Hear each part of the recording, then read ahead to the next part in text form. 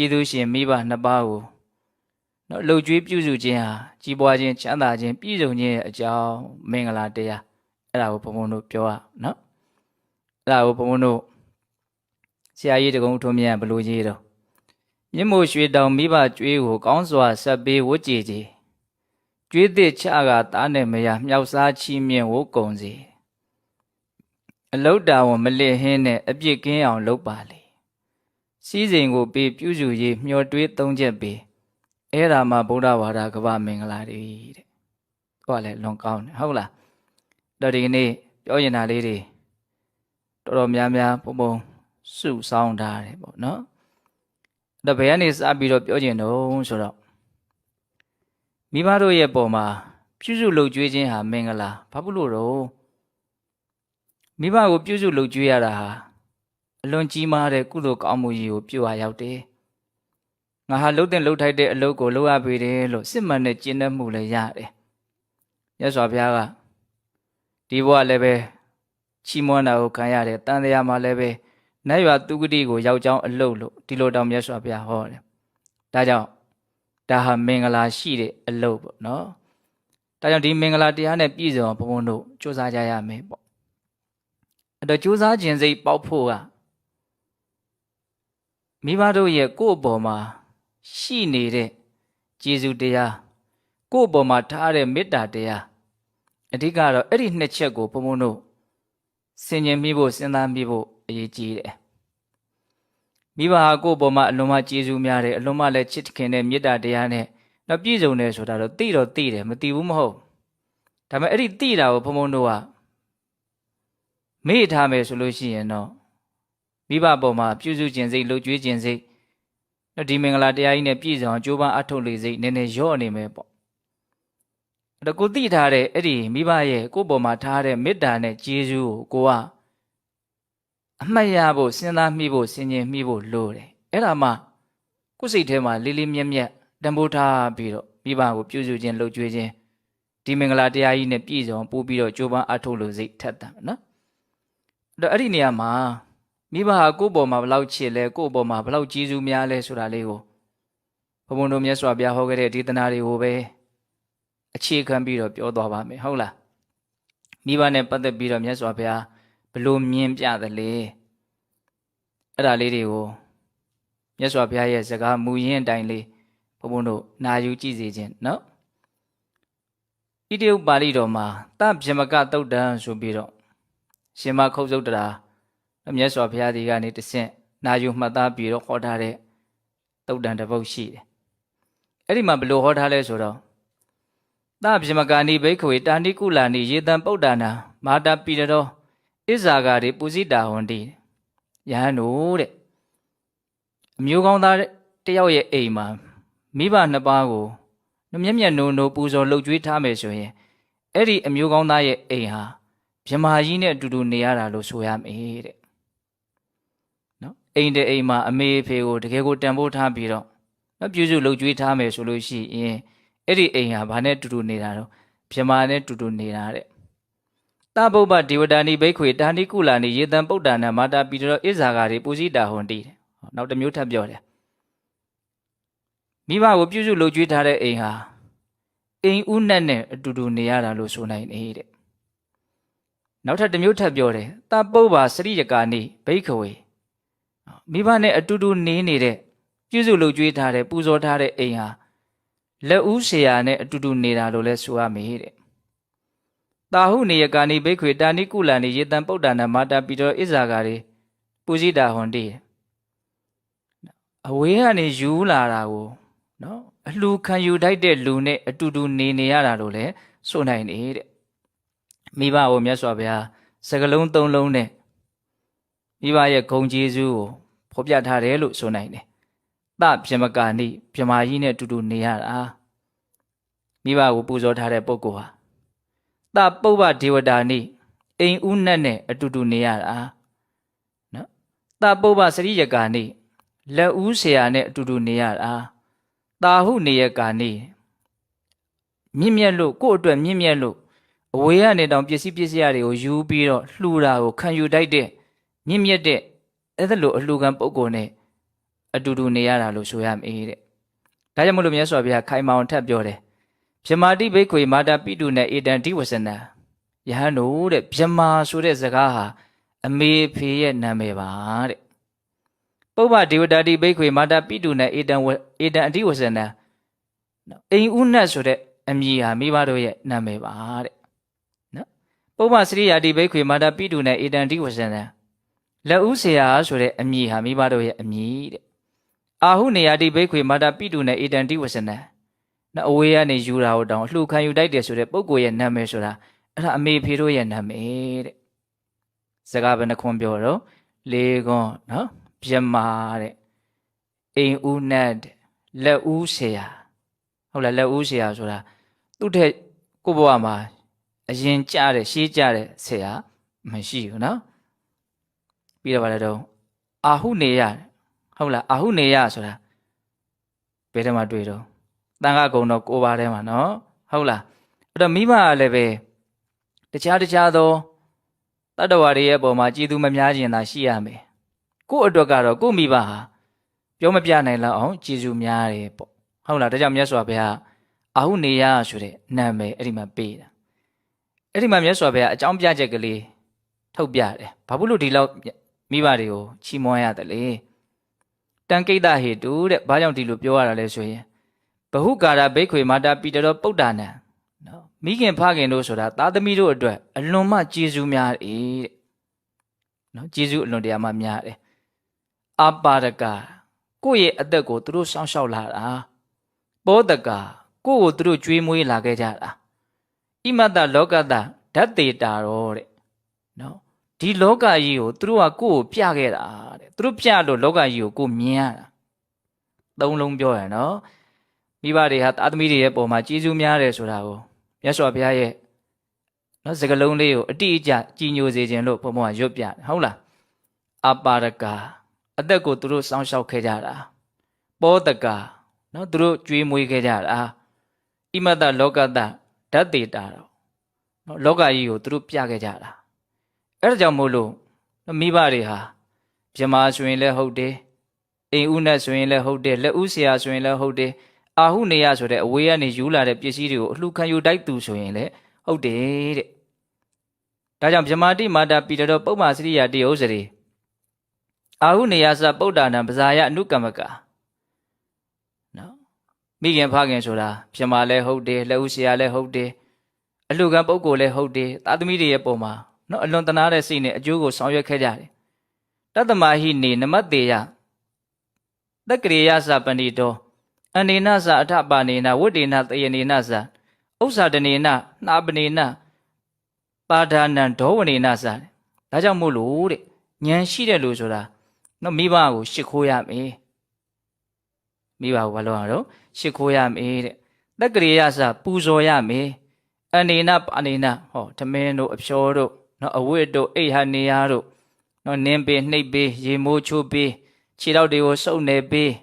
အဲ့လိုမျိုးပြုစုရမယ်အဲ့လိုပြုစုမယ်ဆိုရင်တဲ့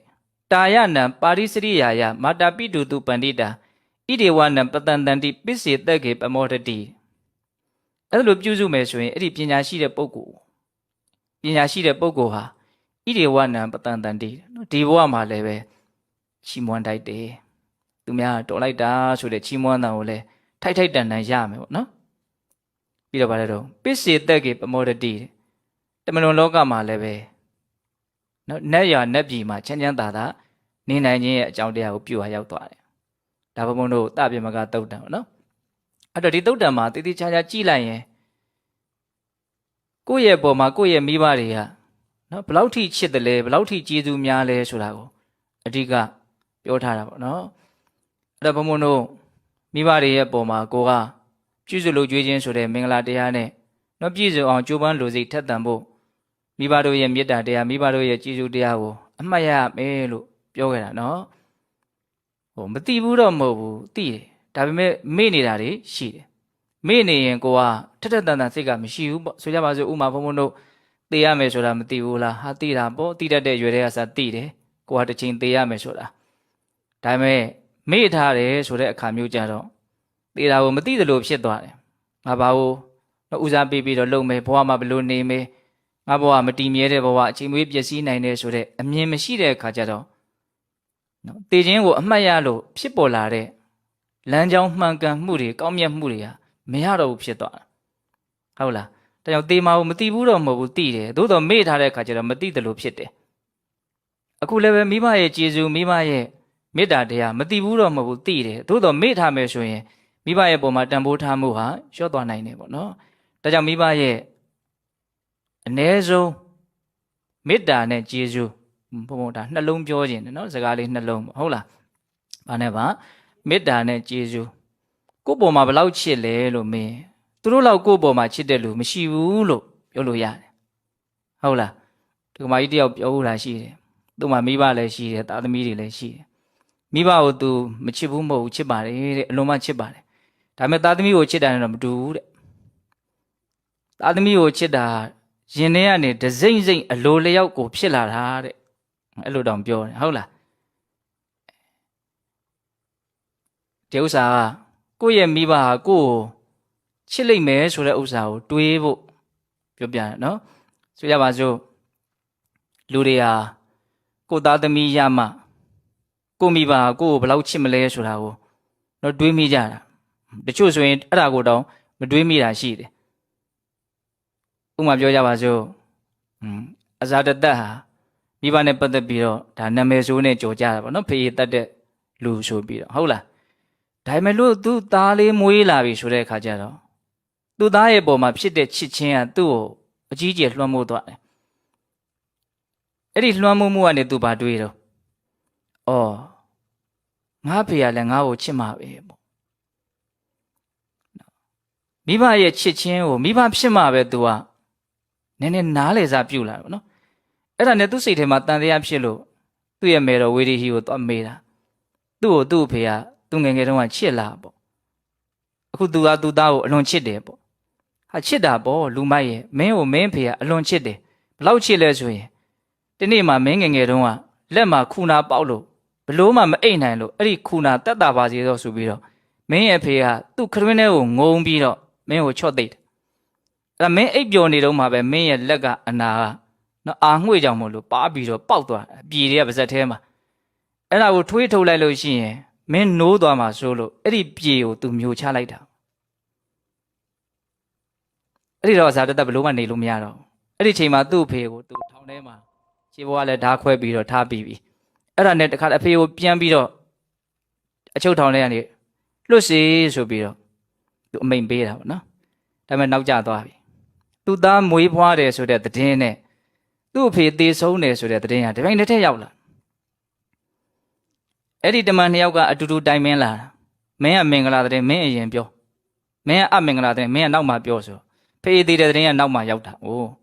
ဟုတ်လားအဲ့တော့ပြောချင်တာပါတော့မိဘတွေကကိုယ့်ကိုဘယ်လောက်ချစ်လဲဆိုတာကိုမိဘဖြစ်မှသိမယ်ပေါ့နော်။စဉ်းစားမိတာကိုမိဘဖြစ်တဲ့အချိန်မှာတောင်မှအဲ့ဒါမသိတဲ့လူတွေရှိတယ်ပေါ့။ဒါပို့တော့အံ့ဩစရာကောင်းတယ်ဟုတ်လား။တော့ကိုယ့်ပုံမှာမိဘရဲ့မေတ္တာတရားအလွန်ကြီးတယ်ဆိုတာကိုတန်တရားမဝင်သင့်ဘူးပေါ့နော်။ဝန်တုဝနာတာမဇတ်ထဲမှာဆိုလို့ရှိရင်မိဘတွေဟာသားသမီးတွေကိုသူတို့ရဲ့အသက်ထက်တောင်ပိုးပြီးတော့ချစ်တယ်ဆိုတဲ့သက်တွေကိုတွေ့ရတယ်။ဒါတော့လူတိုင်းတော့လည်းဟုတ်ချင်မှဟုတ်မှာပေါ့နော်။ကွဲပြားမှုတော့ရှိတာပေါ့။သို့တော့အဲ့လိုမိဘတွေလည်းအများကြီးရှိနိုင်တယ်ပေါ့။နော်သုဝနာတာမပီလိယခမင်းကမြားနဲ့ပြစ်လို့မြားစိတ်မှုန်ပြီးတော့မြေကမ်းဘေးမှာလဲတော့မိဘတွေကဘာလုပ်တော့တစ္ဆာဆိုတာ။အဲ့ဒီဆိုတဲ့တစ္ဆာစကားသူသားအသက်ရှင်ဖို့အတွက်တစ္ဆာဆိုတာတစ္ဆာဆိုမှတော့မှန်ရမယ်နော်မမှန်ရင်တစ္ဆာအစွမ်းထက်မှာမဟုတ်တော့ဆိုတဲ့တစ္ဆာတကဘယ်လိုတော့ငါသည်တဲ့ငါသားတာမကိုနော်ငါအသက်ထက်ပို့ပြီးတော့ချစ်ပါတယ်ဤမှန်ကန်တဲ့တစ္ဆာတကကြောင့်ငါသားလေးအသက်ရှင်ပါစေတကူလာပါရိကမေယောဖေယောအဲ့တိုင်းတစ္ဆာဆိုတာအဲ့ဒါကြောင့်မလို့တစ္ဆာမှန်တဲ့အတွက်ကြောင့်သုဏတာမမြားစိတ်ပြေတယ်ပေါ့နော်နောက်ခုနှစ်ဘဝမြောက်ကအမေတော်ခဲ့တဲ့နတ်သမီးသူကလည်းဘာလုပ်တော့တစ္ဆာဆိုတယ်သူကလည်းပဲသူဒီလောကကြီးမှာသူ့အနာတာမကိုချစ်တဲ့အချစ်မျိုးနဲ့သူဘယ်သူမှမချစ်ဘူးပေါ့ဒီမှန်တဲ့တစ္ဆာတကားကြောင့်သူသားလေးအသက်ရှင်ပါသည်ခုနှစ်ဘဝမြောက်ကတော်ခဲ့တဲ့အမေပေါ့နော် အဲ့ဒီစကားမှန်တဲ့အတွက်ကြောင့်သူ့နာတမအသက်ရှင်ခွင့်ရတယ်အဲ့ဒီအခြေအနေကိုဘုံဘုံတို့လှမ်းပြီးတော့နော်အကဲခတ်ပြီးတော့ကောက်ချက်ချကြည့်မယ်ဆိုလို့ရှိရင်တချို့မိဘတွေဟာကိုယ့်အသက်ထက်သားသမီးကိုပို့ပြီးတော့ချစ်တယ်ဟုတ်လားတချို့မိဘတွေဟာဘဝတွေ3-4ဘဝလောက်ပြောင်းသွားတာတောင်မှမှတ်မိအောင်မယ်လားဆိုရင်မေတ္တာဟာရှိနေတယ်ဘုံဘုံတို့နှမဝမ်းခွဲလေးတယောက်နော်အရင်ဘဝသူ့သားတော်ကြတဲ့အိမ်ကိုသွားနေတာလေဟုတ်တယ်မဟုတ်လားမေတ္တာမကုန်ဘူးပေါ့နော်သူကမှတ်မိနေတာကိုဒါအရင်ဘဝငါသားဆိုတော့ဟုတ်လားအဲ့ဒါပြောရင်တာဘာတော့မိဘတို့ရဲ့မေတ္တာတရားအမှတ်ရရမယ်တို့ပေါ်မှာကြီးကြီးမားမားရှိတယ်နော်ကိုမိဘလောက်ကိုယ်ဘယ်သူမှမချစ်ဘူးဆိုတာကိုနားလည်ရမယ်ပေါ့ဒါကြောင့်မြတ်စွာဘုရားမေတ္တာရဲ့ပြယုတ်အနေနဲ့ပါပြောခဲ့တော့မာတာယထာနိယံဗုဒ္ဓမေတ္တာကိုအလွယ်တကူနားလည်သွားအောင်ဥပမာပေးတာတတ္တဝါတွေရဲ့ပုံမှာကောင်းကျိုးချမ်းသာကိုလိုလားတဲ့စိတ်မေတ္တာစိတ်ဖြစ်စေရမယ်ဘလို့ဖြစ်စေရမှာလို့မေတ္တာမိခင်ရဲ့သားပေါ်မှာချစ်တဲ့ချစ်ချင်းမျိုးဒါဘုရားပေးတဲ့ဥမာပဲဟုတ်တယ်မဟုတ်လားမြဲရွတ်နေတာပဲမဟုတ်လားမေတ္တာတုတ်ထဲမှာပါနော်မာတာယထာနိယံဗုဒ္ဓဧကံဗုဒ္ဓမနုရခေနော်တူရီသောသားကိုအသက်ဒီကိုတော့အကြောင်းကြောင့်နော်ကောင်းကောင်းစောင့်ရှောက်တဲ့မိခင်ရဲ့မေတ္တာမျိုးတတ္တဝါတွေရဲ့ပေါ်မှာချစ်ရမယ်လို့ဒါမိခင်ရဲ့ဖခင်ရဲ့သားသမီးတွေရဲ့ပေါ်မှာချစ်တဲ့မေတ္တာတရားပြောမယ်ဆိုရင်ကုန်နိုင်စရာမရှိဘူးပေါ့နော်အလွန်နီးရဲတဲ့သွေးရတောင်ဘာဖြစ်သွားတော့ဖြူသွားတာလေမိခင်ရဲ့မေတ္တာစိတ်ဟုတ်လားဒါကြောင့်ဒီမေတ္တာကိုအမှတ်ရမယ်ပြီးရင်ပါတော့ကျေးဇူးတရားဒီကျေးဇူးနဲ့ပတ်သက်ပြီးတော့ဦးဇင်းရှိရှိဝေးဝေးပြောမနေဘူးဥမာလေးနဲ့ပဲနှိုင်းရှင်ပြီးတော့ပြောလိုက်တစုံတစ်ယောက်ကကိုယ်အသက်ကယ်လိုက်တယ်ဆိုရင်အဲ့ဒီလူကိုကိုယ်တက်လုံးမှာငါရဲ့အသက်သခင်ကျေးဇူးရှင်ဆိုပြီးတော့ကျေးဇူးလည်းဆက်လို့ဆုံးမှာမဟုတ်ဘူးဟုတ်လားတန်ဖိုးလည်းထားလို့ကိုဆုံးမှာမဟုတ်ဘူးဆိုကြပါစို့ကိုရင်နစ်တယ်ကိုယ်ကိုကယ်လိုက်တယ်ကိုယ့်ရဲ့အတွက်သေဘေးကနေပြီးတော့ကယ်လိုက်တဲ့လူတစ်ယောက်ရှိမယ်ဆိုရင်ဒီလူကိုဘယ်လိုသဘောထားမှာတော့အလုံးကိုပဲကျေးဇူးတင်နဲ့ကိုယ်တက်လုံး तू မသိမချင်းကိုမသိမချင်း तू ဟာကိုယ့်ရဲ့ကျေးဇူးရှင်ဘာကျေးဇူးရှင်လဲအသက်သခင်ကျေးဇူးရှင်နော်တကယ်တမ်းပြောရလို့ရှိရင်မိဘအသက်သခင်ကျေးဇူးရှင်ကိုဘယ်နဲ့ထက်ကွမ်းဖြစ်နေမှတော့မသိဘူးလို့ပြောလို့ရတယ်စဉ်းစားကြည့်လေငယ်ငယ်တုန်းကသူတို့ကသာကိုယ်တန်တန်ရှင်းရှင်းတုတ်တယ်မပေးခဲ့ဘူးဆိုရင်ကိုကအညစ်ကြီးတွေနဲ့နစ်ပြီးတော့တေခဲ့ရမှာပဲပြောရင်ကိုဘဝကိုကစားသူတို့ရဲ့သွေးသားကိုအမိပြုတ်ပြီးတော့ဖြစ်ပေါ်လာခဲ့ကြတာဟုတ်လားဒါကြောင့်မိဘရဲ့ဒီကျေးဇူးကိုအဲ့ဒါကိုမြင်ရမှာပေါ့နော်သူတို့ပေးတဲ့ဘဝပေါ့ဟုတ်လားကိုဘဝလေးကကိုကံကြောင့်အဓိကတော့ဖြစ်လာတာပေါ့ဒါပေမဲ့ဘာကိုအမိပြုတ်ရတာတော့မိဘရဲ့သွေးသားကိုအမိပြုတ်ရတယ်ဟုတ်လားနောက်မိဝမ်းကျွတ်လာပြီဆိုတော့သူတို့ရဲ့စောစောကပြောခဲ့တဲ့အသက်မသေးအောင်စောင့်ရှောက်မှုကိုခံခဲ့ရတယ်သူတို့ကြွေးတာမွေးတာစားခဲ့ရတယ်ဟုတ်လားသူတို့1ရက်2ရက်လောက်ကိုယ့်ကိုမြန်မေ့ထားမယ်ဆိုရင်ကိုကဘာဖြစ်သွားမှာတော့တေးသွားမှာပေါ့ဟုတ်လားအမြဲတမ်းကိုယ့်ကိုဘာလုပ်တာတော့မသေးအောင်အသက်ရှင်အောင်သူတို့မွေးခဲ့ကြတာတပင်လေးအညွန့်ညောင်လေးဟာရေမလောင်မှုဘာလို့ဆိုတေးသွားမှာပဲလေဒီတပင်လေးကိုကြီးလာအောင်မွေးလာတော့တပင်ကြီးကြီးဖြစ်သွားတယ်အဲ့လိုပဲဘုံဘုံတို့ဘဝတွေကိုဘယ်သူကစပြီးတော့မွေးခဲ့တာတော့မိဘတွေကစပြီးတော့မွေးခဲ့တာပေါ့နော်ဒါကြောင့်မိဘရဲ့ကျေးဇူးတရားကိုအဲ့လိုလေးဘုံဘုံတို့နားလည်စေခြင်းနဲ့ပေါ့ဒါကြောင့်ဘုံဘုံတို့ရွာဘက်မှာဘုတော်ကရွှေမုတ်ထိုးဆရာတော်ဆိုတာရှိတယ်လူတွေကပစ္စည်းတွေဘာတွေလားလှူတယ်ဆိုရင်အဲ့ဒါတွေလှူခံပြီးသူကဘာပြောတော့ဒါငါဟာမဟုတ်ဘူးဒါအဲ့တော့သူ့အမေကမရှိတော့ဘူးသူ့အဖေကသူနဲ့လာနေတာဒါခမဲတော်ကြီးဟာဘာလို့ဆိုသူ့ဘဝကမိဘတွေကြောင့်သူ့ဘဝရဲ့လို့နော်အဓိကဒီဘဝအနေနဲ့ပြောရရင်အကြောင်းတရားမိဘကြောင့်ဖြစ်ရတာဒါကြောင့်သူ့ဘဝကြီးကွာစားမိဘဟာပေါ့ तू ကအဲ့လိုခံယူတာဟုတ်လားဒါကြောင့် तू ရလာတဲ့ပစ္စည်းဟာလည်းမိဘဟာပဲလို့ तू ကအဲ့လိုခံယူတာဒါအလွန်ကိုပဲနော်ကျေးဇူးနားလေတဲ့စိတ်ဓာတ်လို့မဆိုနိုင်ဘူးလားဆိုနိုင်နော်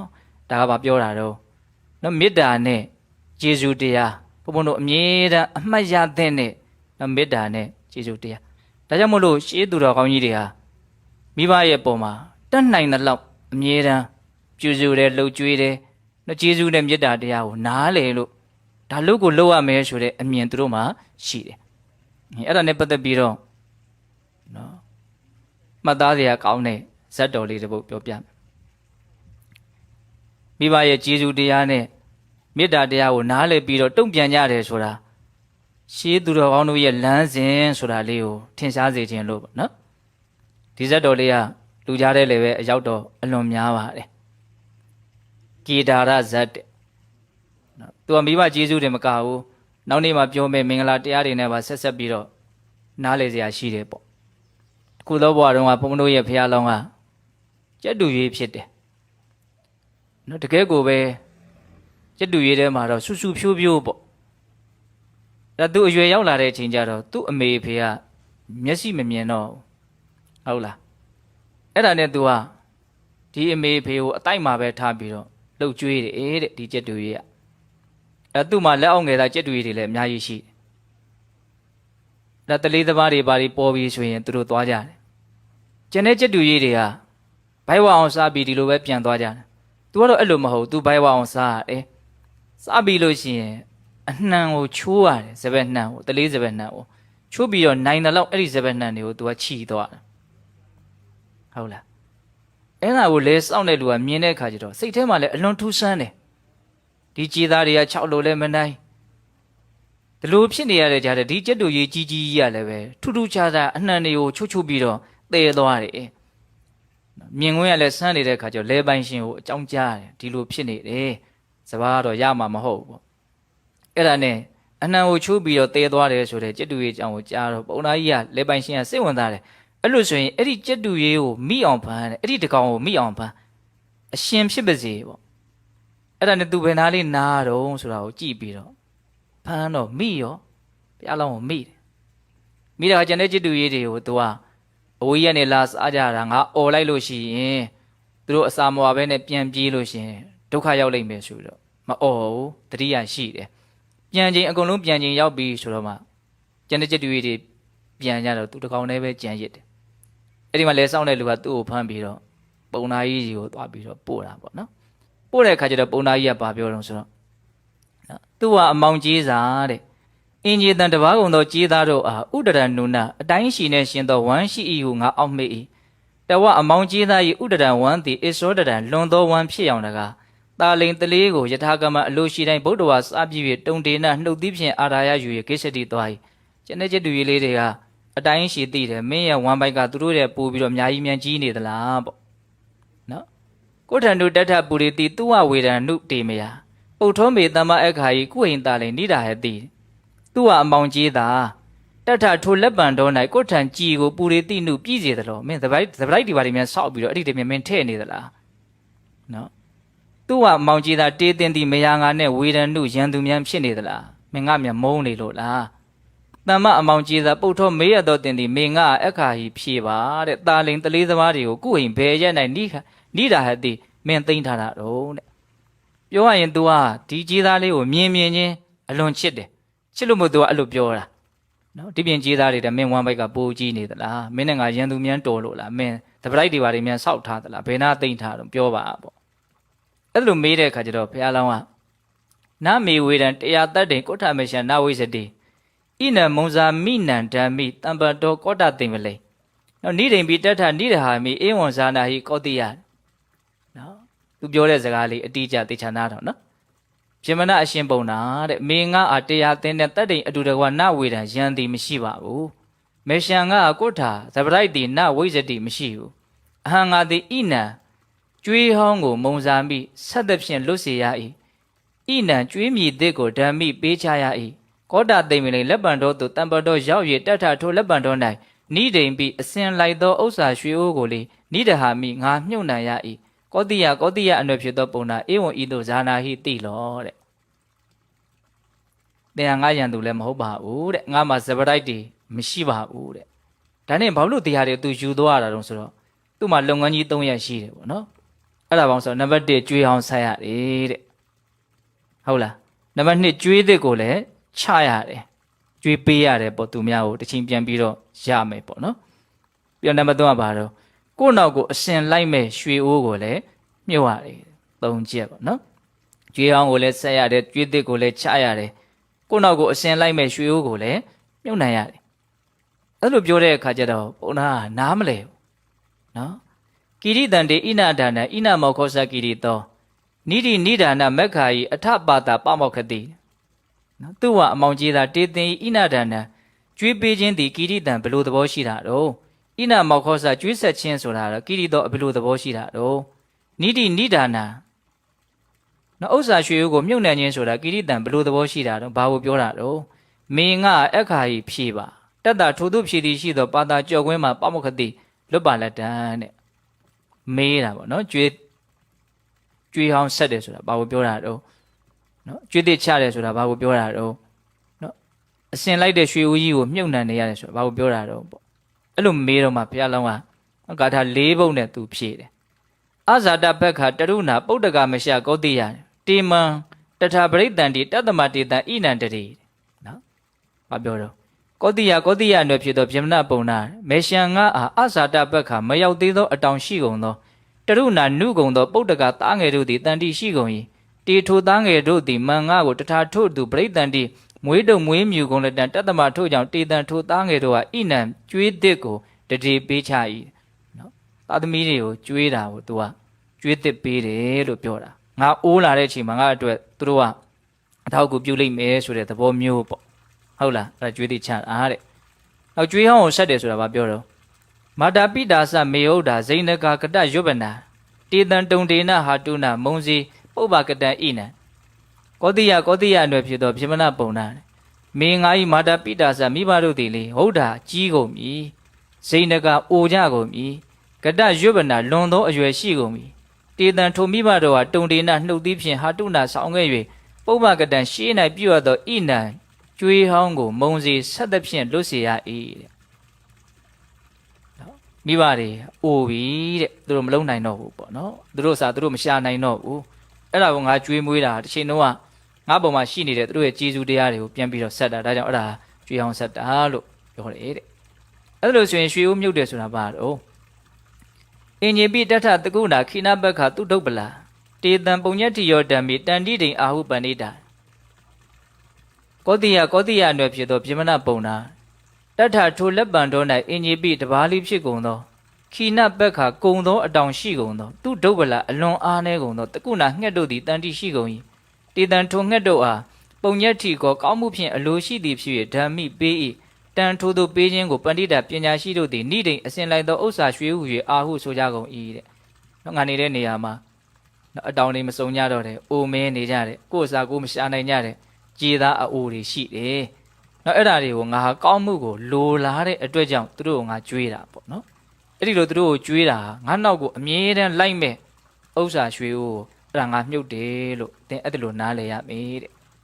နော်ကောတိယအနွယ်ဖြစ်သောဗျမနပုံနာမေငါဤဣနဒါနနော်ကျွေးသစ်ပေးခြင်းသည်ဣတိသောဣတိတံဣသောသဘောရှိဣနမောခောစနော်ကျွေးဟောင်းဆက်ခြင်းသည်ဣတိသောဣသောသဘောရှိနိတိနိဒါနဥစ္စာရွှေကိုမြုပ်ခြင်းသည်ဣတိတံဤသို့သောသဘောရှိဣတိဤသို့အဟံငါသည်အခါမိဖြေ၏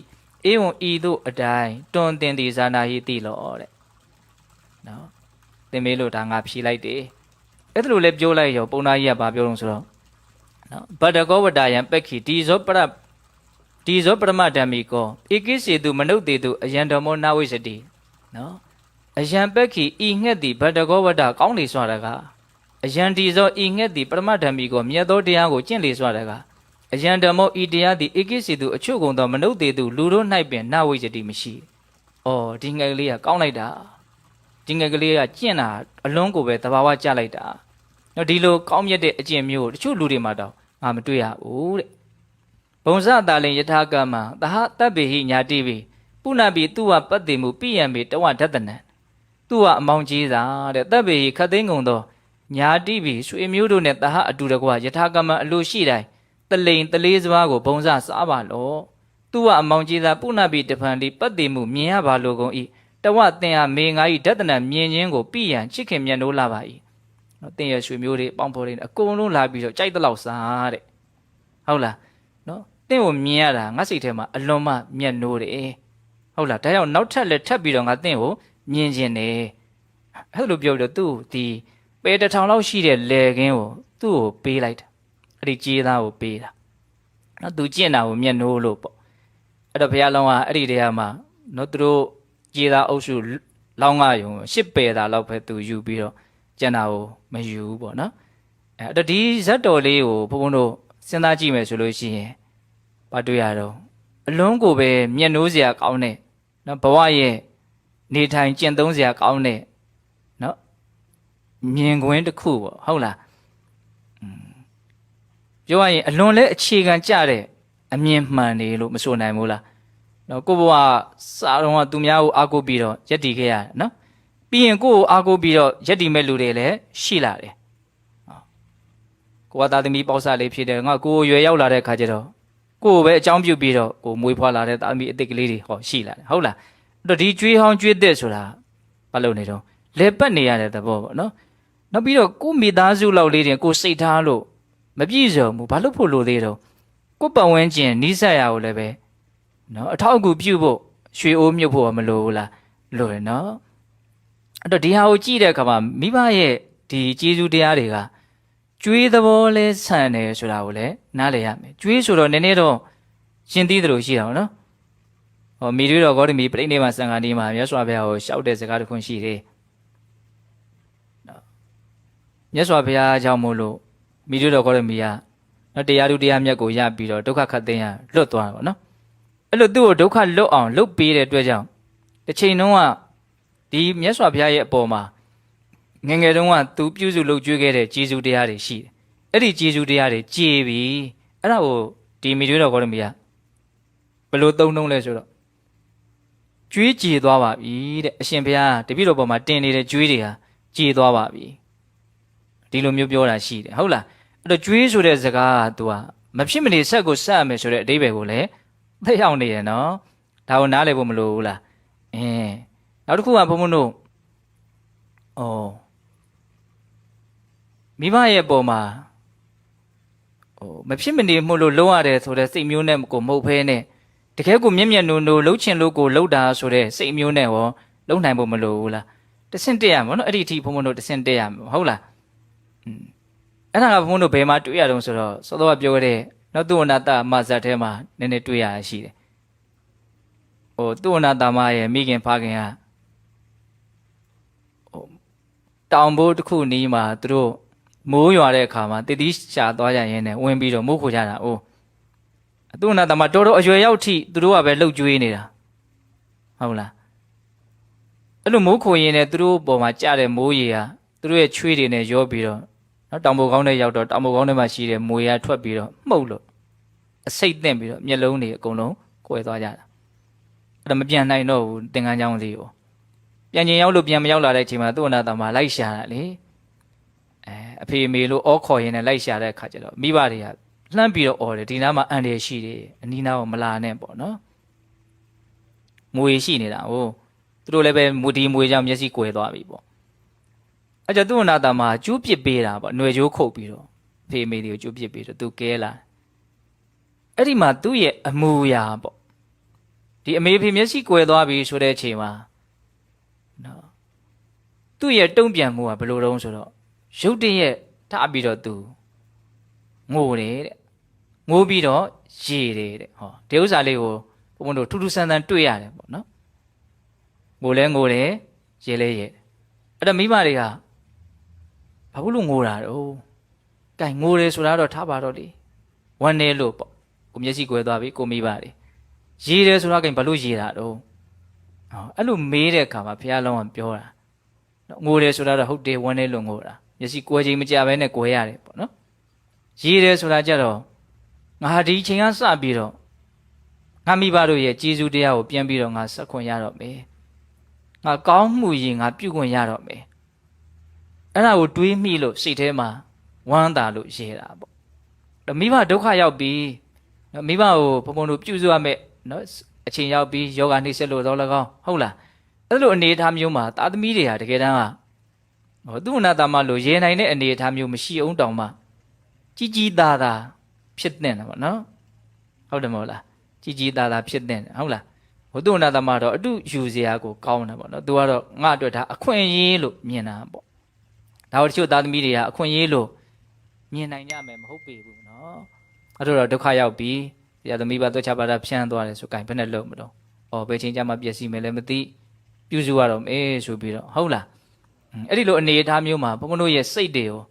သူတို့ရဲ့ကိုယ်ပေါ်မှာရှိခဲ့တဲ့မေတ္တာတရားကျေးဇူးတရားတွေကိုပြန်လဲစဉ်းစားဆင်ခြင်ပြီးတော့ဘာလို့ရမှာတော့ကြိုးကြိုးစားစားနဲ့မိဘရဲ့ပေါ်မှာလှုပ်လှုပ်ချင်းချင်းဘာလို့ရမှာတော့ကျေးဇူးပြန်တုံ့ပြန်ရမယ်ဟုတ်လားအဲ့လိုကျေးဇူးတုံ့ပြန်တဲ့အခါမှာဘယ်နည်းနဲ့ကျေးဇူးတုံ့ပြန်တာအကောင်းမွန်ဆုံးကျေးဇူးတုံ့ပြန်ခြင်းမျိုးဖြစ်မလဲနော်အဲ့ဒီဥစ္စာကိုဘုန်းဘုန်းတို့စဉ်းစားရမယ်ဟုတ်လားမိဘရဲ့ပေါ်မှာကျေးဇူးဆက်တဲ့နေရာမှာဘုန်းဘုန်းတို့ဘယ်နည်းနဲ့ကျေးဇူးဆက်တာအကောင်းဆုံးလဲဒါကိုလည်းပဲမြတ်စွာဘုရားရဲ့စကားတော်ကိုပဲဘုန်းဘုန်းတို့ယူပြီးတော့နော်နာယူကြည့်ကြမယ်ပြောကြည့်ကြမယ်ဟုတ်လားအင်္ဂုတ္တပါဠိတော်ထဲမှာမြတ်စွာဘုရားဟောထားတဲ့စကားလေးရှိတယ်ဒါလည်းပဲလူကြားထဲမှာအလွန်ထင်ရှားပါတယ်သို့တော့ထင်ရှားတဲ့သိတဲ့အကြောင်းအရာတွေကနော်အခြေခံကိုယ်ကအလွန်ကောင်းလို့အလွန်လိုအပ်လို့ထင်ရှားနေတာသိနေတာဒါကြောင့်အဲ့ဒါတွေကိုဘုံဘုံတို့ကခေါင်းထဲမှာအမြဲတမ်းရှိအောင်ကြိုးစားသင့်တယ်နော်မြတ်စွာဘုရားဘယ်လိုဟောတော့ဒွေနဟံဘိက္ခဝေနသုပ္ပတိကာရံဝရာမိယဟန်တို့တဲ့လောကမှာနှစ်ယောက်သောသူကိုလွယ်လွယ်ကူကူကျေးဇူးဆက်နိုင်တယ်လို့ငါမဟောဘူးတဲ့ဟောစကားလုံးလေးတွေကနော်နှစ်လိုဝယ်ကောင်းအောင်နော်စကားပြောပုံလေးရဟုတ်လားနှစ်ယောက်သောသူကိုနော်လွယ်လွယ်ကူကူကျေးဇူးဆက်လို့ရတယ်လို့ငါမဆိုဘူးတဲ့ဆိုလိုတာအလွန်ကိုခက်ခဲရင်ရင်ကျေးဇူးတုံ့ပြန်မှပြည်လည်နိုင်မယ်ပေါ့နော်အဲ့ဒီနှစ်ယောက်ကပြောဆိုကတမေတံဒွေနံမာတုစာပိတုစာမိခင်နဲ့ဖခင်ပဲတဲ့အဲ့တော့မြတ်စွာဘုရားလို့ဆက်ပြောတော့ဧကေနဘိက္ခဝေအန်တေနမာတတံပရိဟရေယဧကေနအန်တေနပိတရံပရိဟရေယနော်လူတယောက်ဟာဒီမိခင်ကိုပခုံးတစ်ဖက်မှာတင်မယ်နောက်ဖခင်ကိုလည်းနောက်ထပ်ပခုံးတစ်ဖက်ပေါ်မှာတင်ပဲအဲ့လိုတင်ပြီးတော့ဝတ္တတရာယုကောဝတ္တတရာဇီဝီသောစနေတံနော်အသက်100သူကလည်းရှိမယ်ဟုတ်လားဆိုတာနှစ်ပေါင်း100ပေါ့နော်နှစ်ပေါင်း100ဘာလို့မလို့ဥစ္စာရဏပရိမတ္တနာနော်နှပနတံပါဟနေနာတဲ့နော်ဟိုအနက်နေပါတွေမရှိအောင်အမွှေးနန္တာတွေလိမ့်ပေးတယ်ပေါ့ဟုတ်လားညောင်းညာတွေပြင်အောင်နင်းပေးနှိပ်ပေးမယ်နော်ရေဘူးရေအေးနဲ့ရေချိုးပေးမယ်ဟုတ်လားပြီးတော့ကိုလက်ဆုပ်နေပြီးတော့ပေးမယ်ပေါ့ပြုစုမယ်ပေါ့အစသာရာအကုန်လုံးဟုတ်လားဘယ်လောက်ထိပြုစုမလို့ဆိုတော့တေစာတက်ထေဝမုဒ္ဒဂရိတံစစေရောအဲ့ဒီပခုံးပေါ်မှာပဲထမ်းထားပြီးတော့ပခုံးပေါ်မှာပဲတော့ကျင်ကြီးကျင်ငယ်စွန့်မစေရောဟုတ်လားအဲ့လိုမျိုးမြတ်စွာဘုရားနော်ဟောတာနတ်တွေဝဘွေးခေမာတာပိတုနကတံဝါဟောတိပတိကတံဝါအဲ့လိုပြုစုလုပ်ကြွေးတော်လည်းပဲဒါကိုနော်ကြည်လေအောင်ကျေးဇူးဆက်နိုင်တယ်လို့ငါမဆိုဘူးတဲ့နော်နောက်ထပ်ပါဆက်ပြောတော့ဣမိတ်သာစဘိက္ခွေမဟာပထဝီယနော်ပဟုဒရထရတနာယမာတာပိတရောဣတ္တရာတိပိစေရိစေပရိဋ္ဌာပေယဒီမဟာပထဝီမြေကြီးတစ်ခုလုံးယတနာတွေနဲ့ပြည်နေတဲ့မဟာပထဝီမြေကြီးတစ်ခုလုံးကိုအစိုးရတဲ့နော်မင်းရဲ့အဖြစ်ကိုရောက်အောင်လုပ်ပေးမယ်ဆိုရင်တောင်နတ်တွေဝဘိက္ခွေမာတာပိတုနဲ့ကတံဝါဟောတိပတိကတံဝါအမေဖေးပေါ်မှာအဲ့ဒါကျေးဇူးဆက်ရမရောက်သေးဘူးတဲ့ဟုတ်လားဒါနဲ့ရင်ဘာဘူးလို့အဲ့လိုပြောရတယ်တော့နော်ပြောကြတာလေးတွေသေချာမှတ်နော်အမေဖေကိုပခုံးတစ်ဖက်စီမှာတင်မယ်ဟုတ်လားကိုကြီးဝင်းကအကုန်လုံးပြုစုမယ်ဒီပေါ်မှာပဲကျွေးမွေးမယ်နော်ကျင်ကြီးကျင်ကအကုန်လုံးသုတ်တယ်မယ်ဒီလိုနီးနဲ့နှစ်ပေါင်း100နောက်ဆုံးမဟာပရိမြေကြီးတစ်ခုလုံးကိုအစိုးရတဲ့ပိုင်တဲ့လူတယောက်ဖြစ်ကိုရအောင်လုပ်ပေးမယ်ဒါဆိုရင်တော့မှကျေးဇူးဟာဘာတော့မကြည်သေးဘူးတဲ့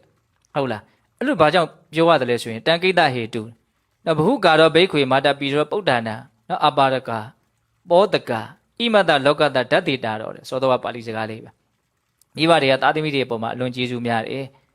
ကိုယ့်ရဲ့အသက်ကိုစောင့်ရှောက်ခဲ့တယ်ကိုယ့်ကိုကျွေးမွေးခဲ့တယ်လောကကြီးကိုကိုယ့်ကိုပြခဲ့တယ်တဲ့ဒါကြောင့်မို့လို့မိဘတွေကိုလွယ်လွယ်ကူကူကျေးဇူးဆက်လို့မရဘူးတဲ့အဲ့ဒါကိုဘုံဘုံတို့ရှင်မာရထတာရရေးထားတာရှိတယ်မိကိုညာကဖကိုလက်ဝဲကင်ဆွဲချီလေးပခုံးထက်ဝဲအသက်ဆုံးအောင်မျက်နှိုးဆောင်၍အခေါင်ဖျားလှုပ်ကြွေးညာလေးမွေးဖွားပိုက်ကျူးရှေးတင်ဘူးသည်ကျေးဇူးလှည့်ပြိုင်မဆက်နိုင်ခဲ့တဲ့နော်အမေကိုညာဘက်ပခုံးအဖကိုလက်ဝဲဘက်ပခုံးမှာကင်ဆွဲပြီးတော့ပခုံးထက်မှာပဲအသက်ဆုံးအောင်မျက်နှိုးဆောင်၍အခေါင်ဖျားလှုပ်ကြွေးညာလေးတဲ့နော်အသက်ထက်ဆုံးမျက်နှိုးလှုပ်ကြွေးတော်လည်းပဲမွေးဖွားပိုက်ကျူးရှေးတင်ဘူးသည်နော်ကိုပိုက်ရွယ်ထွေထွေယူရရမွေးခဲ့ကျွေးခဲ့တဲ့ကျေးဇူးတရားရှေးတုန်းကတင်ထားတဲ့ကျေးဇူးတရားအဲ့ဒီကျေးဇူးတရားတွေကိုကျေးဇူးလှည့်ပြိုင်မဆက်နိုင်ခဲ့တဲ့ဒါနဲ့ရင်ကျေးဇူးကကြည်အောင်အကောင်းဆုံးဆက်နေရဘလို့ဆက်ရမှာတော့အဲ့ဒီဒေသနာရဲ့နောက်မှာအဲ့ဒါထည့်ပြီးတော့မြတ်စွာဘုရားဟောထားတယ်နော်ဘယ်လိုဟောတော့ယောစကောဘိက္ခွေမာတာပိတရော အတ္တတေတတ္တာတမ္ပရာယတမာတပေတိနိဝေတိတိပရိဋ္ဌပေတိ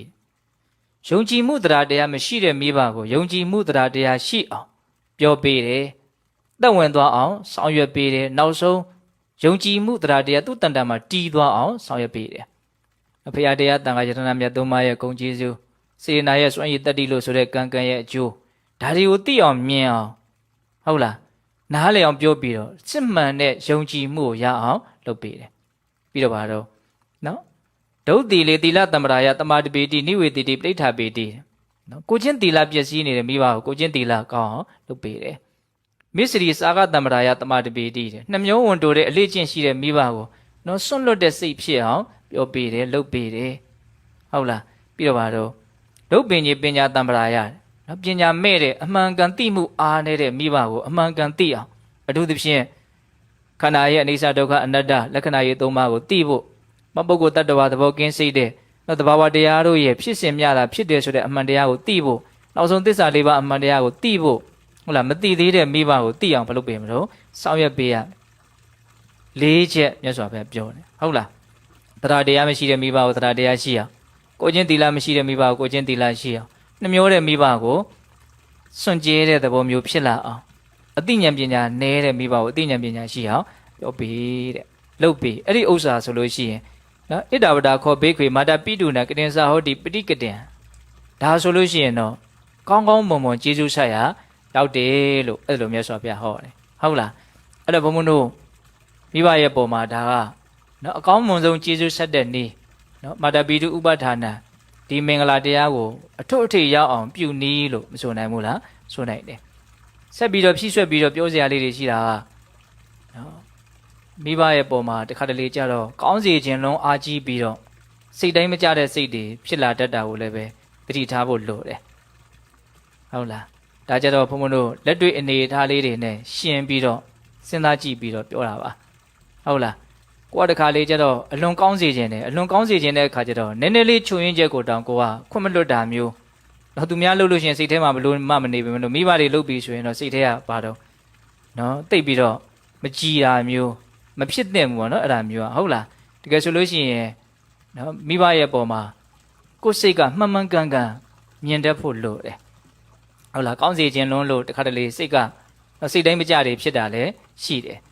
နောက်တစ်ခုကဒါကြတော့လူငယ်တွေအတွက်ဘုံဘုံတို့ရည်ရွယ်ပြီးတော့ပြောနေတာပေါ့ကိုယ်စိတ်တိုင်းမကြလို့ကိုယ်အလိုမပြည့်လို့နော်မိဘရဲ့ပုံမှာညှို့ညင်တာမျိုးနော်စိတ်တိုင်းမကြဖြစ်တာမျိုးဒါမျိုးကိုစိတ်ထဲမှာမဖြစ်စေသင့်ဘူးဘာဖြစ်လို့ဆိုတော့မိဘဟာကိုယ့်အတွက်တာမန်လူတယောက်မဟုတ်နော်သူများအတွက်တော့ကိုယ့်မိဘဟာတာမန်ပဲဒါပေမဲ့ကိုယ့်အတွက်ကတော့ကိုယ့်မိဘဟာတာမန်လူတယောက်မဟုတ်ကျန်တဲ့လူပေါ်မှာဒေါသဖြစ်တာနဲ့ကိုယ့်မိဘပေါ်မှာဒေါသဖြစ်တာအပြစ်ချင်းမတူဘူးကျန်တဲ့လူပေါ်မှာကြမ်းကြမ်းထန်ထန်ပြောတာနဲ့ကိုယ့်မိဘပေါ်မှာကြမ်းကြမ်းထန်ထန်ပြောတာအပြစ်ချင်းမတူဘူးဘာလို့ကြည့်ရင်သိနိုင်လဲဆိုကြပါစို့ရိုးရိုးလူတယောက်ကိုတတ်တယ်ဆိုရင်ဘုံဘုံတို့ကိုယ်တရားအထုတ်မယ်ဆိုရင်အဲ့ဒီအပြစ်ဟာပျောက်သွားနိုင်တယ်တရားသူတရားမြတ်ရဖို့အတွက်အဲ့ဒီအပြစ်ကမတားဆီးနိုင်ဘူးအမေတို့ဖေတို့တတ်မယ်ဆိုရင်တော့မရနိုင်ဘူးတရားသူတရားမြတ်ကိုမပြောနဲ့ဒုတိယဘဝမှာကောင်းတဲ့ဘဝကိုတောင်မရနိုင်ဘူးသေချာပေါက်သေတာနဲ့အဲ့ဒါငရဲကိုဆင်းရမယ်အဲ့ဒါကိုကြည့်လိုက်လို့ရှိရင်မိဘဟာကိုယ့်အတွက်တာမန်လူမဟုတ်ဘူးဆိုတာမထင်ရှားဘူးလားထင်ရှားနော်တခါတလေဘုံဘုံတွေးမိတာပေါ့ကိုယ်စိတ်ကလေးနည်းနည်းအလိုမကျလို့နော်မိဘကိုကိုယ်စိတ်ထဲကညှို့ညင်စိတ်မြန်းပေါက်မယ်ဆိုရင်တတိလေးရတဲ့တယ်သူတို့လည်းပုထုဇဉ်ပဲအမှားပဲခင်းမလို့ဟုတ်လားသို့တော့ဘလို့စဉ်းစားတဲ့လဲဆိုတော့ငါ့ကိုအလိုကျအောင်အများကြီးလှုပ်ပေးခဲ့ဘူးတာပဲနည်းနည်းလေးအလိုမကျစရာလေးတွေ့တာနဲ့ဘာဖြစ်လို့ငကိုတုံးကတစ်သက်လုံးအလိုကျအောင်လှုပ်ခဲ့တာတွေကိုငါမျက်ွယ်ပြုတ်မလဲမစဉ်းစားနိုင်ဘူးလားနော်ကိုယ်စိတ်ထဲမှာနည်းနည်းလေးမကောင်းတာလေးကိုအလိုမပြည့်တာလေးကိုသူ့ရဲ့မကောင်းတဲ့အချက်ကလေးနည်းနည်းကိုကိုကထောက်ပြီးတော့ညှို့ညင်းမယ်ဆိုရင်သူ့ရဲ့ကောင်းတဲ့အချက်တွေတကယ်တမ်းကအများကြီးမရှိဘူးလားရှိရနော်ကိုယ့်ဘောမှာအများကြီးရှိတာပဲတခြားလူပေါ်မှာကောင်းဖို့မကောင်းဖို့မသေးကြပြီမလို့ကိုယ့်ဘောမှာတော့တကယ်ကိုဖြူရှင်တဲ့မေတ္တာစေနာနဲ့အများကြီးမကောင်းဘူးလားကောင်းတယ်နော်ဒါကြောင့်နည်းနည်းလေးမကောင်းလို့စိတ်ညှို့ညင်းမယ်ဆိုရင်အများကြီးကောင်းတာကောင်းခဲ့တာကောင်းအောင်မှာဒါတွေကိုကြည့်ပြီးတော့ဘုံဘုံတို့တွေဟာအပြောပါလောက်တဲ့မိဘတို့ရဲ့အပြစ်အနာစာလေးကိုပုံကြီးချဲ့ပြီးတော့နော်ပြင်မာတဲ့စိတ်ညှို့ညင်းတဲ့စိတ်မဖြစ်သင့်ဘူးလို့ဒါဘုံဘုံကပြောနေတာဟုတ်လားပြီးတော့နောက်တစ်ခုရှိတာမိဘကိုကျေးဇူးဆက်ဖို့ဆိုတာနဲ့ပတ်သက်ပြီးတော့ တချို့ကဂျေဇုဆက်ဖို့မပြောနဲ့ဂျေဇုကမ်းကြတာတောင်ရှာရှာပါပါမရှိဘူးလားရှိတယ်အဲ့ဒါလည်းပဲအလွန်တတိထားတဲ့အကောင်းတယ်ပေါ့နော်မင်္ဂလာတွေပျက်စီးကုန်တာပေါ့နော်ကြီးပွားကြောင်းချမ်းသာကြောင်းပြည့်စုံကြောင်းတွေပျက်စီးပြီဆိုတော့ဘာဖြစ်သွားလဲဆင်းရဲကြောင်းပျက်စီးကြောင်းတွေဖြစ်ကုန်တာပေါ့ဟုတ်လားဒါကြောင့်မိဘရဲ့ပုံမှာကိုကစွစွဝါဝါမဆက်ဆံတဲ့မှုပေါ့နော်အဲ့လိုစွစွဝါဆက်ဆံမဲ့ကြံလို့ရှိရင်ဒါလူလက်ပိုင်းတွေကိုဘုံတို့နည်းနည်းပြောရင်တာပေါ့အဲ့ဒါဘာလဲဆိုတော့ကံရဲ့အကျိုးဆိုတာတွေကစမ်းလဲစမ်းကြတဲ့စိတ်ဝင်စားတယ်လည်းကောင်းတယ်ဘာလို့ပြောချင်လို့ဘုံဘုံကဒီစကားလေးကိုဥလှည့်လိုက်တာလဲဆိုတော့ကိုကမိဘပေါ်မှာကိုကစိုးမယ်ဆိုရင်ကို့အပေါ်မှာစိုးတဲ့သားသမီးမျိုးရလာတတ်တယ်တေချာပေါက်ကြီးမဟုတ်တော့လည်းပဲရေဘူးရသဘောအဲ့ဒါမျိုးတွေကိုလောကမှာတွေ့ရတယ်ဟုတ်လားကိုကမိဘပေါ်စိုးပြီးဆိုရင်လည်းပဲအဲ့လိုပဲကို့အပေါ်မှာစိုးတဲ့သားသမီးမျိုးရတတ်တယ်ဟုတ်လားမိဘကိုစိတ်ချမ်းသာအောင်မထားဘူးဆိုရင်လည်းကို့ကိုစိတ်ချမ်းသာအောင်မထားမဲ့သားသမီးမျိုးအနေနဲ့တွေ့တတ်တယ်ဟုတ်လားအဲ့ဒါမို့လို့ကိုတနာသောအဖြစ်လည်းပဲမိဘကိုအဆင်ပြေပြေမလုပ်တဲ့တော့ဆက်ဆံတဲ့နော်ဒါကိုပြောချင်တာဟုတ်လားအဲ့ဒါကိုပြောတော့ဘုံဘုံခေါင်းထဲမှာဇက်တော်လေးတစ်ပုဒ်အမှတ်ရတယ်အချိန်လေးလည်းနည်းနည်းရှိသေး5 မိနစ်လောက်ဆိုရင်ပြောလို့ပြီးသွားမှာအဲ့ဒီဇက်တော်ကဘာပြောလို့ဆိုတော့တခုတော့ဘွားတော်ကဘုရားလောင်းကဖေးတစ်ခုသားတစ်ခုအနေနဲ့မိခင်ကြီးဆုံးသွားတော့နေကြတာပေါ့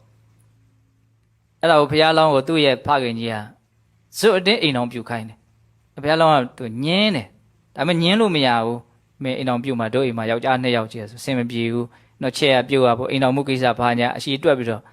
အတင်းမိမပေးစားတာပေါ့နော်အဲ့ဒါနဲ့ယူလဲရတာနောက်တော့သားလေးတစ်ယောက်မွေးဟုတ်လားအဲ့ဒါလိုနဲ့နောက်ကြတော့ဘာဖြစ်လာတော့ဆိုတော့ဒီချွေးမနဲ့ယောက်ကမကြီးကမတည့်တာနော်တော်တော်ကိုစူဝါအခြေအနေရောက်လာအဲ့တော့မတည့်တဲ့အခါကျတော့ तू ကဒီသားနဲ့ဖေးကြားကိုလည်းပဲနော်မတည့်အောင်ဒီချွေးမစကားတွေကဟိုပို့ဒီပို့လောက်တာပေါ့နော်အဲ့လိုလောက်တဲ့အခါကျတော့သားဖနှစ်ယောက်ကလည်းမတည့်တော့နောက်ကျတော့ဘလောက်ထိအခြေအနေကဆိုးသွားတော့ဆိုတော့ရှင့်အဖေဒီအိမ်မှာရှိနေမယ်ဆိုရင်တော့မပေါင်းနိုင်တော့ဘူးရှင်ကျမရှင့်ကိုမပေါင်းနိုင်တော့ဘူးအဲ့ဒီတီဖြစ်တယ်ဟာငါအဖေဒီရှိမယ်ရှိအောင်ဘယ်လိုလုပ်မလဲဆိုတော့တပ်ပြစ်လိုက်လို့ခိုင်းတယ်အံဩစရာကြီးအဲ့ဒါနဲ့အစပြောတာတော့မရဘူးနောက်တော့ပြောပါများတော့လည်းပ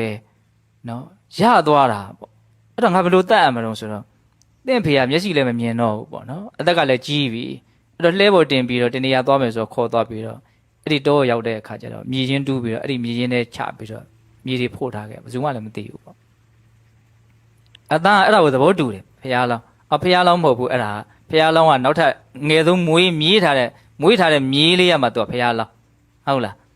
းအဲ့လိုမျိုးသူ့ရဲ့အမေနဲ့အဖေနဲ့ကသူ့အဖိုးကြီးကိုတတ်ကြဖို့တော့တိုင်းမင်းနေတာကိုဖះလောင်းကကြားတယ်တော့သူက9 နှစ်သားအရွယ်တောင်ရောက်နေပြီကြားတဲ့အခါကျတော့ဟာအဖေကတော့အလွန်ဝင်လေးတဲ့နော်ကံကိုလွန်ကျူးတော့မှပဲငါကေမဖြစ်မယ်ပေါ့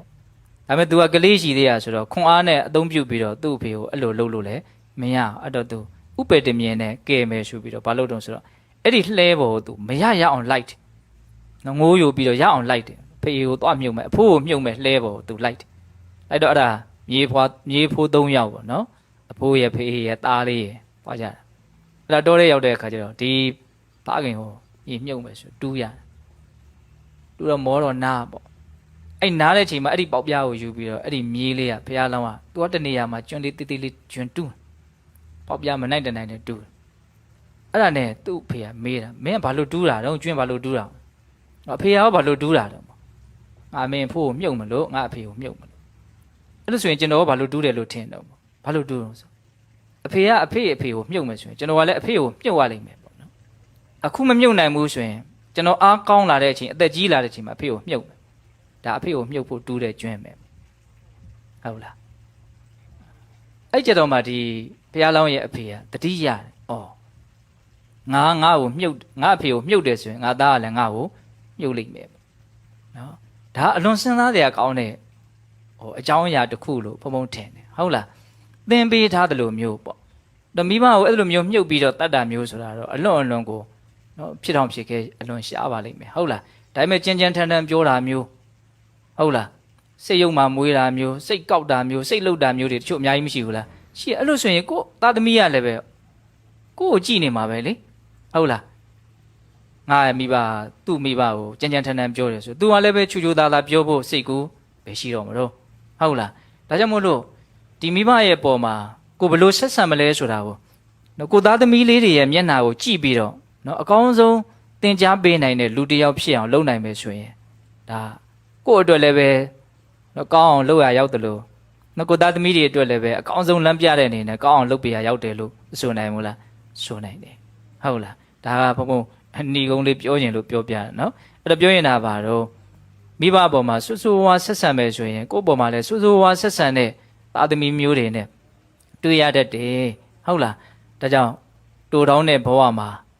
နော်ဘဝဆိုတာတကယ်တမ်းကတော့ဝန်တော့ဝန်ကြီးပဲတာဝန်ကြီးပဲဟုတ်လားမလုပ်ချင်ဘူးလို့တချို့ကိစ္စတွေကညင်းလို့မရဘူးနော်ကိုယ်ကျေးဇူးရှိခဲ့ပြီမိဘတွေကဒါကိုမဆက်ချင်ဘူးဆိုလို့လုပ်လို့မရဘူးအဲ့ဒီဥစ္စာကိုဘုံဘုံတို့ကမဖြစ်လို့လုပ်ရတယ်ဆိုတဲ့အနေအထားမျိုးထက်ကြော်လွန်ပြီးတော့လှုပ်တဲ့လှုပ်ထိုက်လို့လုပ်ရတယ်လှုပ်ချင်လို့လုပ်တယ်ဆိုတဲ့အနေအထားမျိုးထိရောက်အောင်ကောမမြင့်မြတ်တဲ့စိတ်ဖြစ်အောင်မကြိုးစားတယ်မို့လားကြိုးစားတယ်နော်မိဘတို့ရဲ့ကိုယ့်ပေါ်မှာရှိတဲ့မေတ္တာနဲ့ကျေးဇူးတရားကိုပြန်လဲစဉ်းစားဆင်ခြင်မိဖို့စိမ့်စိမ့်တွေးပြီးတော့ခံစားတတ်ဖို့နော်နောက်တစ်ချက်ကမိဘကိုပြုစုလုပ်ကြွေးမယ်ဆိုရင်အကောင်းဆုံးပြုစုလုပ်ကြွေးခြင်းကတရားတရားသီလတရားစကားတရားပညာတရားဒီလေးမျိုးမရှိသေးတဲ့မိဘရှိအောင်ဒီလေးမျိုးနည်းနေသေးတဲ့မိဘကိုများအောင်လုပ်ပေးဖို့ပေါ့နော်နောက်ဆုံးမိဘရဲ့ပုံမှာဘလို့မှညဉ့်ညင်တဲ့စိတ်ကလေးတောင်မဖြစ်အောင်တတိထားဖို့ပေါ့မိဘဟာကိုယ့်အတွက်တာမန်လူတယောက်မဟုတ်ဘူးဆိုတာဟုတ်လားကျန်တဲ့လူနဲ့ဘာမှမဆိုင်ဘူးเนาะအဲ့ဒါကိုဘုံဘုံတို့ရှင်းရှင်းလင်းလင်းမြင်ပြီးတော့မိဘရဲ့ပုံမှာအစစ်မြင့်မြင့်ဘုံဘုံတို့တုံ့ပြန်နိုင်ဖို့မလိုလားလို့အဲ့ဒါဆိုလို့ရှိရင်တော့ကြည်ပွားခြင်းရဲ့အကြောင်းချမ်းသာခြင်းရဲ့အကြောင်းပြည့်စုံခြင်းရဲ့အကြောင်းမင်္ဂလာတရားကိုယ်တန်တာမှာတည်သွားတယ်မင်္ဂလာရှိသွားတယ်လို့ဆိုနိုင်မို့လားဆိုနိုင်တယ်ဒါကြောင့်